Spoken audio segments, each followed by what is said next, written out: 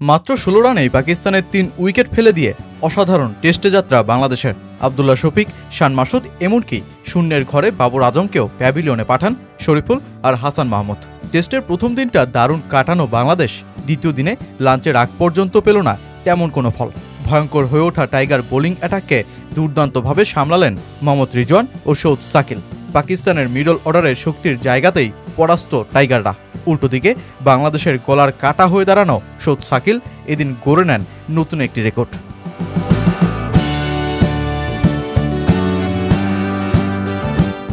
পাকিস্তানের top order নিয়ে দলটা সাম্প্রতিককালে টেস্টে ভুগছে দারুণ। বাংলাদেশের বিপক্ষেও তারই ধারাবাহিকতায় রয়ে গেল। তবে টপ অর্ডারে দিশা না খুঁজে পেলেও দলটার মিডল অর্ডার প্রতিপক্ষকে নিচ্ছে দারুণ পরীক্ষা।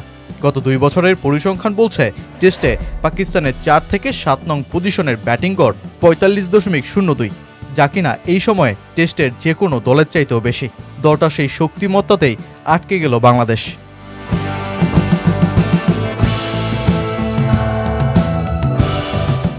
চতুর্থ জুটিতে মোহাম্মদ রিজওয়ান ও সৌদ সাকিল টাইগার বোলারদের নিলেন দারুণ পরীক্ষা।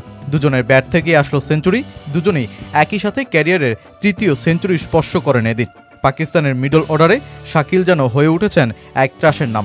পাক জার্সিতে খেলছেন ১১তম টেস্ট, ব্যাট হাতে নেমেছেন ২০ ইনিংসে, যার ভেতর এক অস্ট্রেলিয়া সিরিজ বাদ দিলে শাকিল প্রতি ম্যাচেই অন্তত একটি করে 50 হাঁকিয়েছেন। বর্তমানে পাকিস্তানের হয়ে টেস্টে সর্বোচ্চ করে ব্যাটিং করা ব্যাটারও তিনি।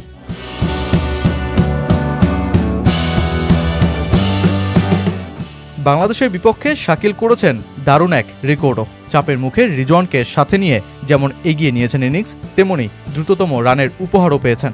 গতকাল টেস্টের ২০তম ইনিংসেই ১০০০ রানের গন্ডি টপকে শাহিদ আহমেদকে ছুঁয়ে ফেলেন তিনি। টেস্টের দ্বিতীয় দিনে তো শাহিদ আহমেদের ২০তম ইনিংসে করা এতদিন সর্বোচ্চ ১০৩৩ রানের রেকর্ডটাকেও টপকে গেলেন।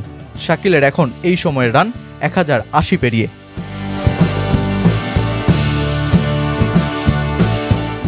পিন্ডি টেস্টে বাংলাদেশ শুরুর মোমেন্টাম হারিয়েছে।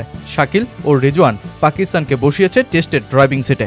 ইতিমধ্যেই ৩০০ রান পেরোনো পাকিস্তান স্বস্তিতে থাকলেও রানের চাপে পড়ছে বাংলাদেশ।